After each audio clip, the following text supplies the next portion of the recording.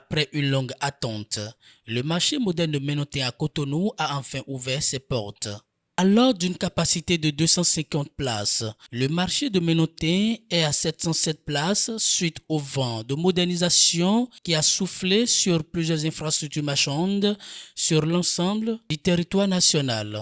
L'attente a été longue, mais cela en valait la peine au regard de l'imposante et majestueuse infrastructure commerciale qu'est aujourd'hui le marché moderne de Menontin à Cotonou. Le marché de Menontin est inclus dans le lot de 9 marchés urbains que nous avons dans la ville de Cotonou.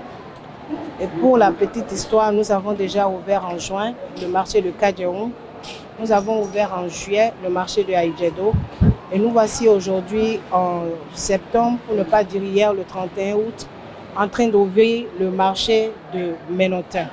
Entre-temps, nous sommes allés en région pour aller ouvrir le marché de Glazoué, le marché de Azové. Quelle est la spécificité, pour en revenir donc à votre question, la spécificité du marché de Menontin? Le marché de Menontin, comme la plupart des marchés urbains à Cotonou, est situé en pleine agglomération. C'est un marché qui comporte 707 espaces de vente. Il s'agit de 278 étals primeurs. Nous avons des boutiques de restauration, mais indépendamment de ces espaces marchands, nous avons des locaux de déchets, nous avons des locaux administratifs, nous avons une infirmerie également et nous avons des toilettes pour aider les personnes qui fréquentent le marché, aussi bien des marchands que des clients, à se mettre à l'aise lorsque le besoin se fait sentir. Pour sa part, la ministre de l'Industrie et du Commerce, Alimatou Chadia Assoumar, qui a coupé le ruban symbolique, n'a pas manqué de s'adresser aux commerçants et aux usagers. Elle les a encouragés à utiliser cet espace moderne avec soin et à respecter les règles établies pour garantir la durabilité de l'infrastructure. Nous voilà ici dans l'un des plus grands marchés de Cotonou avec plus de 700 places. Aujourd'hui, nous faisons donc l'ouverture officielle et symbolique du marché de Menontin. Nous avions au départ à peine 250 places. Aujourd'hui, nous avons 707 places. Plus du double des usagers que nous avions seront donc accueillis ici dans ce marché. Ce marché moderne, à l'instar de ceux qui ont été ouverts, avec du stockage, de la sécurité alimentaire, de la gestion des déchets, des sanitaires aux normes. C'est à vous de l'entretenir. Tout en saluant le gouvernement et la ministre du Commerce pour leur abnégation, les préfets du littoral et des collines ont tenu à faire une mise en garde aux bonnes dames qui vont s'installer sur les trottoirs. Le message est donc clair pour les usagers invités à s'installer dans le nouveau cadre commercial. Il n'est plus besoin de remercier, de saluer, de féliciter, parce qu'il en a fait une norme, une banalité. Donc, c'est la récidive de ce qui se fait déjà très bien. Et ce n'est pas le premier marché de Cotonou que nous inaugurons, c'est le deuxième, le troisième. Le troisième. Et il y en a 9. Je voudrais simplement exhorter les usagers de ce marché à faire en sorte qu'il n'y ait plus d'autres marchés dans les rues. C'est ça le plus important. Puisque nous avons un marché moderne, il convient que chaque usager puisse quand même trouver une place. Et c'est ce qui est fait. Moi, je suis très heureux. C'est parti pour 200 places, mais à la fin, on a 700. Ça veut dire qu'il y a encore de places disponibles pour les autres usagers qui vont venir. Et donc, tout ce qui est salubrité, tout ce qui est marché parallèle, nous ne pouvons pas le tolérer, on ne veut pas l'avoir et on ne veut pas voir ça.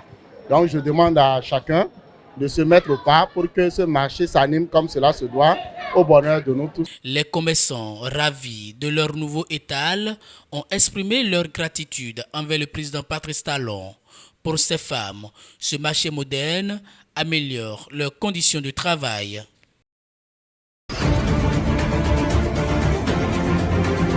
Je pense que le port de lunettes aujourd'hui est en train de devenir une tendance.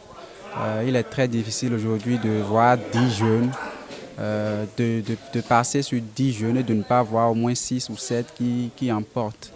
Vous le constatez certainement, moi-même je porte des verres, mais chez moi c'est des verres médicaux, c'est des verres correcteurs. parce qu'à un moment donné, puisque je conduis beaucoup, je suis souvent en moto, à un moment donné, j'ai souvent mal aux yeux à cause de la poussière, le vent, tout ça. Donc, j'ai commencé par avoir la vue un peu floue et je me suis rapproché d'un opticien qui m'a prescrit ces verres-là. Mais avant, il faut aussi le dire, je portais des verres. Avant d'avoir des verres médicaux, je portais des verres. Je ne prenais pas le guidon de ma moto sans mettre des verres qui étaient beaucoup plus des verres fumés. Qui parle de l'œil, parle d'un truc très sensible. Et quand vous n'avez pas les yeux, je pense que vous savez déjà à quoi vous êtes appelé. Vous aurez de difficultés pour pouvoir fonctionner. Donc pour moi, ça doit nous mettre sur la base de prescription. Parce que d'abord, sur la base de prescription, il y a des verres qui sont adaptés suivant la difficulté que votre œil a pour pouvoir apprécier les images à une distance donnée.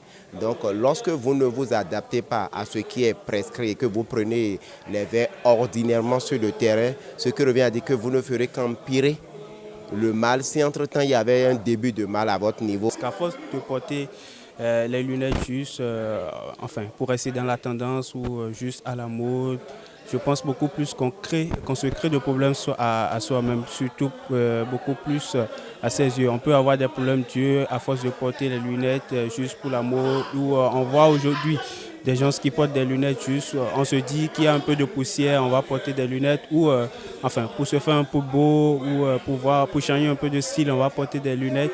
Mais c'est pas bien parce que pour porter les lunettes, ceux qui portent les lunettes, il y a certains parmi eux qui portent les lunettes sur prescription et je crois beaucoup plus que c'est la meilleure formule à adopter. Avec qui n'a pas envie de prendre soin de son image, qui n'a pas envie d'être élégant lorsqu'il fait une apparition en public. Je pense que c'est de bon ton de porter des verres, en tout cas de porter ce qui va vous faire plaisir.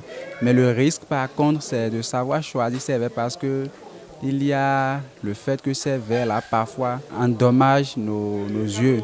Ces verres-là rendent davantage malades nos yeux. Certes, il faut porter les verres pour la mode, il faut porter des verres pour paraître beaucoup plus beau, pour soigner son image, mais il faut aussi penser à sa santé, à préserver sa santé. Donc je pense que ceux qui le portent, c'est bien, mais c'est toujours aussi bien de se rapprocher d'un opticien, d'un ophtalmologiste. Donc arrivé à un moment donné, moi j'ai constaté que sur une distance donnée, je n'arrive pas à bien voir les numéros. Donc ça m'amène à écarquiller les yeux. À un moment donné, je me suis dit, bon, ça ne m'arrange pas parce que je suis conscient que je n'arrive pas à bien voir les trucs sur une bonne distance. Et quand on n'arrive pas à voir sur une bonne distance, il faut simplement aller voir le spécialiste approprié pour ce genre de choses. Ce qui m'a amené, moi, à aller en consultation chez un ophtalmologue qui est la personne indiquée. C'est de là maintenant qu'on m'a indiqué les verres qu'il faut. Donc ça dit que ce que je porte comme verre, c'est des verres adaptés compte tenu du constat qui a été fait par l'ophtalmologue après examination. Et ça me permet aujourd'hui de pouvoir quand même voir sur une certaine distance. À force de porter les lunettes qui ne sont pas prescrites par un médecin ou plutôt par un docteur, vous créez des problèmes à vos propres yeux. Que ce soit depuis les années 1990 jusqu'à l'étape où nous sommes, on a connu plusieurs tendances. Il y en a qui viennent, il y a d'autres qui viennent. C'est-à-dire quoi? Si vous adaptez à la tendance va vous laisser. Les yeux, c'est un truc très sensible et on ne s'amuse pas avec les yeux. Je pense que la tendance et les verres en termes de correction au niveau des yeux, ce n'est pas compatible. Si quelqu'un se met sous la tendance pour prendre des verres, c'est vrai qu'il va faire son show pour l'instant, mais la tendance finira par le laisser, mais les yeux seront là. Et c'est lui seul qui va peut-être qui va récolter les pots cassés pour la suite.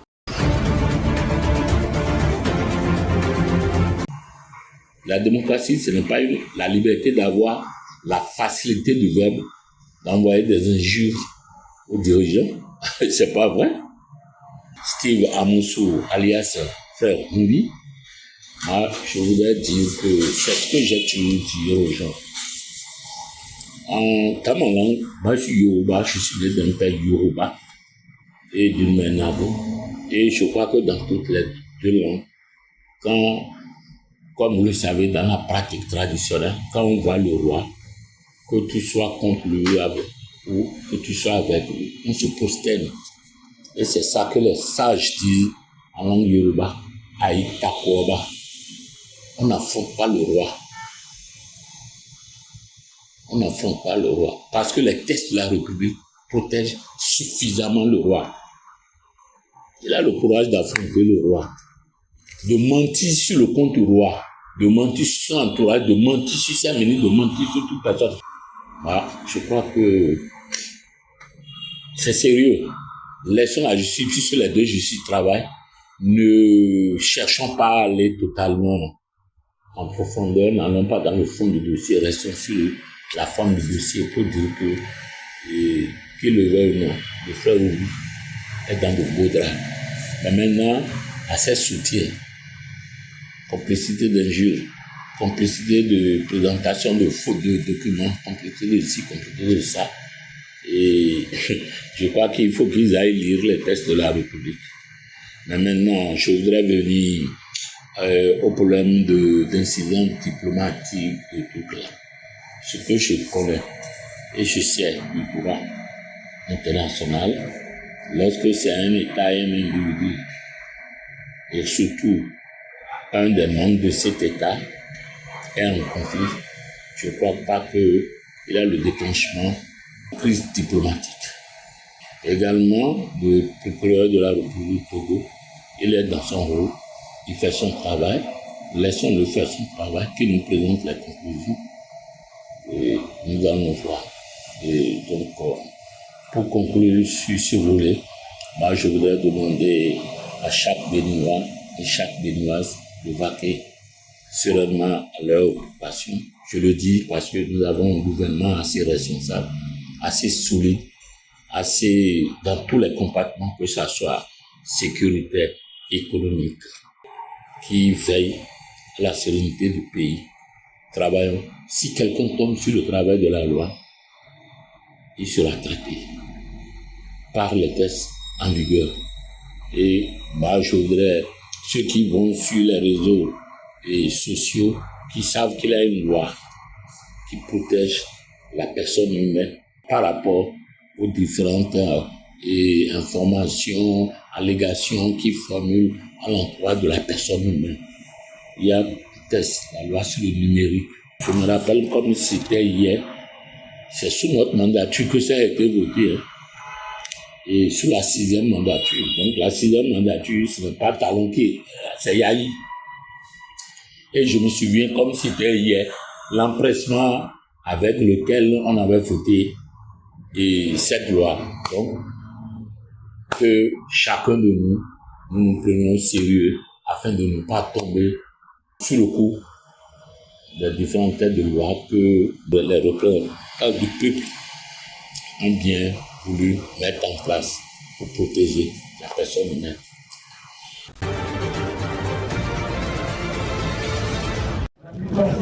Alors qu'un référendum constitutionnel doit avoir lieu dans le pays fin 2024, le projet de la future constitution du Gabon a été remis samedi au président de la transition, Brice Oligui Nguema. Le texte instaure un régime présidentiel en raison notamment de la suppression du poste de Premier ministre. Le président de la République sera élu pour un mandat de 7 ans, renouvelable une fois. En cas de velléité de changement de ces dispositions, il tombera sous le coup de la trahison. Le cas échéant, il peut être mis en accusation par les deux chambres du Parlement, le Sénat et l'Assemblée nationale. Le document veut par ailleurs faire de la fonction présidentielle l'apanage des Gabonais d'origine. Il stipule en effet que tout prétendant au fauteuil suprême du Gabon doit avoir des parents nés gabonais.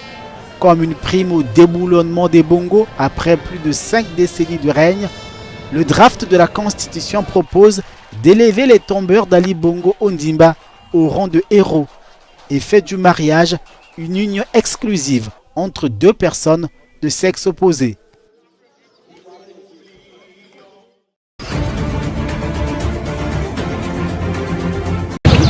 Visage exprimant un sentiment de tristesse mélangé à celui de colère qu'il laisse entrevoir, Aline Faïda, l'une des adeptes de la secte mystico-religieuse Ouazalendo, se souvient des événements du 30 août 2023 à Goma, comme si c'était hier. Cette dame était présente lorsque de troupes d'élite de la garde républicaine ont attaqué ses temples appartenant à une secte mystico-religieuse. Elle dit avoir vécu un épisode noir. Les militaires étaient venus bien habillés, très élancés et bien armés. Avec leurs armes, ils ont commencé à tirer, à tuer les gens. Et après cela, ils ont brûlé l'église. Il n'y a que Dieu qui nous avait sauvés. Les gens avaient souffert, mais c'est grâce à Dieu que certains se sont échappés, mais d'autres avaient été arrêtés. C'est vendredi 30 août. Les adeptes de la secte et les familles des victimes se sont réunis pour rendre hommage à leurs proches disparus depuis un an maintenant. Vêtus en vêtements traditionnels ouazalendo, chantant des chants mélancoliques, ils étaient des centaines à être réunis au sein de leur nouveau corps. La douleur est palpable et la colère grande encore. Quand quelqu'un pleure son frère qui a été lâchement abattu par celui qui est censé le protéger, son visage doit se montrer triste. C'est pour cela que vous voyez que les figures des gens ici ne manifestent pas la joie. C'est juste une tristesse parce que les plaies sont encore fraîches. Le 30 août 2023, les responsables de la secte mystico-religieuse Ouazalendo avaient appelé à une manifestation pour réclamer le départ de la MONUSCO et des ONG internationales au Nord Kivu. Plus de 50 personnes selon les autorités congolaises et une centaine selon la société civile avaient été tuées.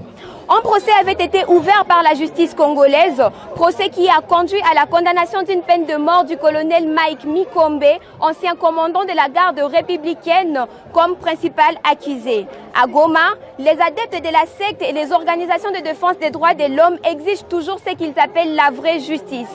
Goma, Malaika Élysée, Africa News.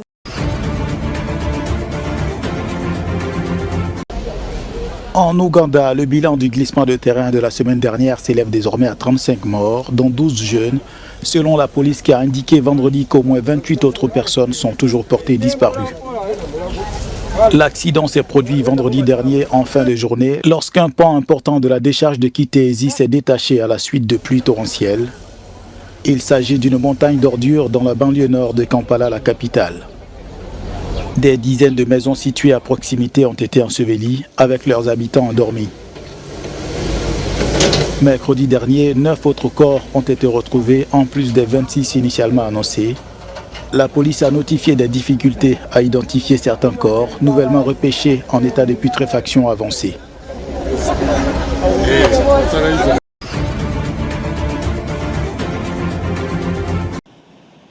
Le président sud-africain Cyril Ramaphosa est arrivé à Beijing tôt ce lundi matin pour le forum sur la coopération sino-africaine qui se tiendra dans la capitale chinoise du 4 au 6 septembre. L'Afrique du Sud est la deuxième économie du continent africain et membre des BRICS, et la Chine est restée le premier partenaire commercial du pays depuis 15 ans. Du point de vue de l'Afrique du Sud, il existe de nombreux domaines offrant de nombreuses opportunités, en particulier pour les investisseurs chinois. Dans le secteur des énergies, l'ensemble de la révolution énergétique, y compris des véhicules électriques, les panneaux solaires, la priorité à la technologie. Nous avons besoin de cela parce que nous devons transformer toute notre production, qu'il s'agisse de l'agriculture, de la santé ou de l'administration, pour qu'elle soit numérisée. Ce sont donc des domaines sur lesquels nous nous concentrerons à l'avenir. Ce sommet a pour thème s'unir pour faire avancer la modernisation et construire une communauté sino-africaine de haut niveau avec un avenir commun.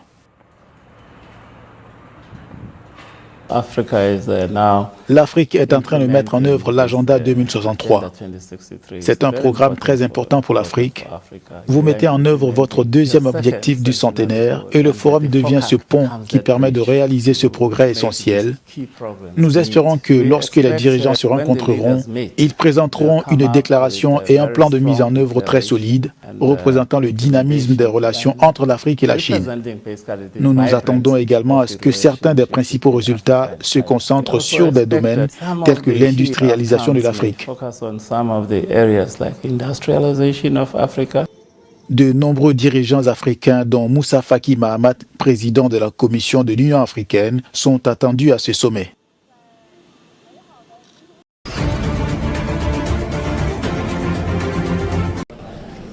En Afrique du Sud, 232 bébés sont nés séropositifs au cours du premier semestre de cette année dans la région de Gauteng qui englobe Johannesburg et la capitale Pretoria.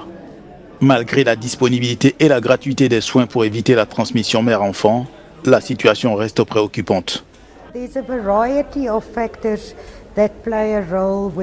Il y a toute une série de facteurs qui jouent un rôle, qu'il s'agisse de la migration de la population ou des raisons économiques ou d'une multitude de raisons.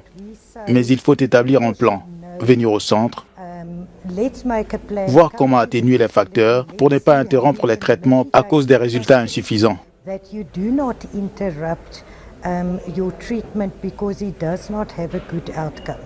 Le traitement est parfois interrompu en pleine grossesse pour certaines femmes, pour des raisons diverses, notamment la migration, et des bébés sont contaminés à l'allaitement. Après mon accouchement, j'ai continué à prendre mes médicaments et ma fille a également reçu certains médicaments pour éviter qu'elle soit infectée. Mais cela n'a pas duré longtemps. Au bout de 6 mois, on lui a fait arrêter les médicaments. Les infirmières continuaient à lui faire passer des tests pour vérifier si elle était séropositive ou séronégative. Elle allait bien, elle était séronégative.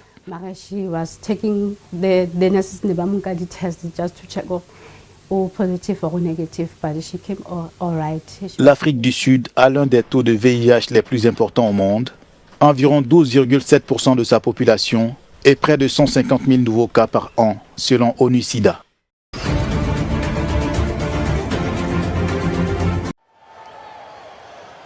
Seul Bamba s'en est allé. L'ancien défenseur ivoirien est mort dans la nuit de samedi à dimanche. Il avait 39 ans. Vendredi, il avait senti un malaise selon Adanaspor, club turc dont il était le directeur technique. Le défenseur central a totalisé au moins 50 sélections avec les éléphants de Côte d'Ivoire. Il a disputé notamment avec son pays les Jeux olympiques de Pékin et la Coupe d'Afrique des Nations 2012 au Gabon. Formé au Paris Saint-Germain, il n'a porté finalement qu'une seule fois le maillot du club de la capitale française. Le natif d'Ivry-sur-Seine a poursuivi sa carrière à Leeds, Cardiff et Middlesbrough, entre autres. Un footballeur résilient, il avait renoué avec son sport après une pause pour une chimiothérapie. L'Ivoirien avait en effet survécu à un cancer lymphatique entre janvier et mai 2021.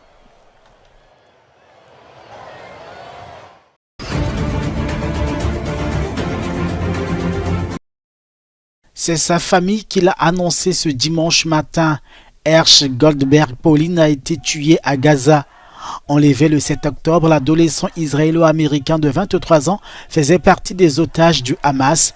Son corps sans vie et ceux de 5 autres otages ont été retrouvés par Tzal dans la bande de Gaza. Ils ont été enlevés vivants le matin du 7 octobre par l'organisation terroriste Hamas. Leurs corps ont été retrouvés pendant les combats à Rafah, dans un tunnel souterrain situé à environ 1 km du tunnel dans lequel nous avons sauvé Farhan Kadi. Selon les autorités israéliennes, au moins 108 otages étaient encore détenus à Gaza et qu'environ un tiers d'entre eux étaient morts. C'est dans ce contexte que des véhicules militaires israéliens ont été vus à Jenin tôt dimanche. Cette ville de Cisjordanie a été le théâtre de violents combats en début de semaine. Les autorités palestiniennes dénoncent une extension de la guerre entre le Hamas et Israël dans ce territoire.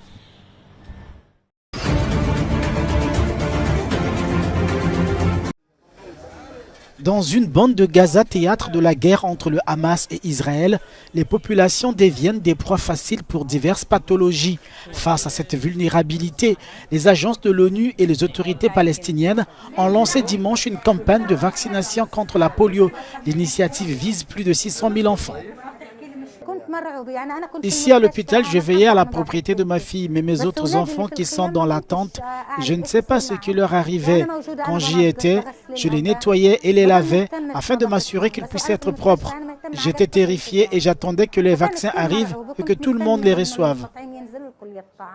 Encore faudra-t-il atteindre toute la population en âge d'être vaccinée alors que 90% des 2,3 millions d'habitants de Gaza ont été déplacés à l'intérieur du territoire. Israël a déclaré samedi que le programme de vaccination se poursuivra jusqu'au 9 septembre et durera 8 heures par jour.